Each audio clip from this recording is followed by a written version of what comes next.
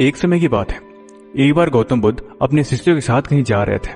रास्ते में जाते टाइम संध्या हो गई तो सबने मिलकर वहीं पे विश्राम करने का डिसीजन लिया। गौतम बुद्ध के शिष्य वहीं पे आराम करने लगे तो उन्हें पता लगा कि वहीं आसपास कोई घर है 2-4। गौतम बुद्ध ने बोला कि जाओ कुछ खाने की सामग्री लेके आओ। गौतम बुद्ध के शिष्य निकल पड़े। थोड़े दूर जाने के बाद उन्हें घर दिखाई दिया। उन्होंने भिक्षा तो मांगा लेकिन उन्हें पता लगा कि असल में वो घर किसी वैश्या का है। वो कुछ बिना लिए ही वहां से वापस आ गए। लेकिन वैश्या जब तक दरवाजा खोल के बाहर आई तो उसने गौतम बुद्ध उनके शिष्य को देख लिया था। असल में वो वैश्या गौतम बुद्ध की बहुत बड़ी भक्त थी और वो मन ही मन उनके अनुसरण करती थी और उनके बताए गए मार्गों पर चलती थी। लेकिन उसका पेशा ही वैसा था, इस वजह से समाज उसे कभी एक्सेप्ट नहीं करता था और ना ही कभी इज्जत दिया करता था।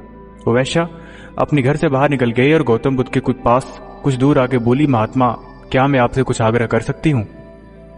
गौतम बुद्ध बोले, हाँ जरूर बताओ। वैश्या ने बोला कि क्या आप मेरे घर के अंदर एक रात विश्राम करना चाहेंगे? ये सुन के सारे शिष्य हैरान रह गए कि ये क्या बात कर रही है।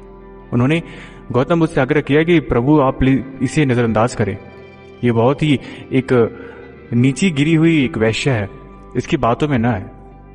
गौतम बुद्ध ने बड़े ही प्यार की तरफ उसके तरह देखा और बोला कि मैं तुम्हारी बात जरूर मानूंगा। इतना कहते ही गौतम बुद्ध अपने ध्यान में लीन हो गए। वैश्या खुशी खुशी अपने घर के अंदर चली गई। रात का विश्राम के टाइम गौतम बुद्ध की कुटिया की तरफ जा रहे थे तो सारे शिष्यों ने उन्हें बहुत मना किया। उन्हें बोला, प्रभु आप ये क्या कर रहे हैं? ये बहुत अनर्थ हो रहा है। समाज आपको कभी माफ नहीं करेगा और न समाज आपको अच्छा बोलेगा। आपकी शायद बुद्धि खराब हो गई है प्रभु।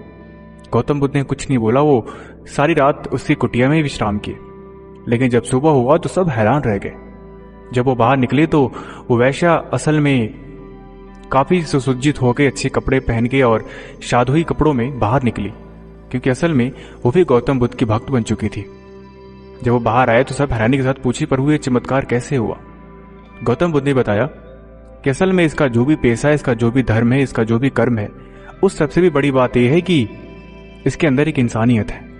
जब एक अच्छा इंसान बुरे कर्म कर सकता है तो बुरे कर्म के रास्ते पे जिसका जो कर्तव्य है उसके अंदर भी भक्ति है, उसके अंदर भी एक समान रूप से इमोशन है। इसीलिए इसके अंदर की भक्ति इसे हमेशा सत्मार्ग पे चलने के लिए प्रेरित करती रहती है और ये अपने इस धर्म के चलते सही रास्ते पे नहीं जा पाती। कोई गलत है इसका मतलब ये नहीं कि उसके कर्म, उसकी सोच भी वैसी गलत है। कभी कभी इंसान के धर्म कुछ ऐसे बन जाते हैं कि इंसान वैसे हरकतें करता है, जैसे एक मछली मारने वाला या फिर एक बढ़ई जिसका काम ही है हत्याएं करना या फिर जिसका काम ही है मीट मछलियों की सप्लाई करना। भला उसमें भी भक्ति का एक भाव है, लेकिन इसका मतलब ये तो नहीं कि हम उससे गलत ठहरा लें। इतना सुनते ही गौतम बुद्ध के सारे शिष्य शर्मसार हो गए। उन्होंने उनसे माफी मांगी और वो अपने अपने रास्ते पर चले गए।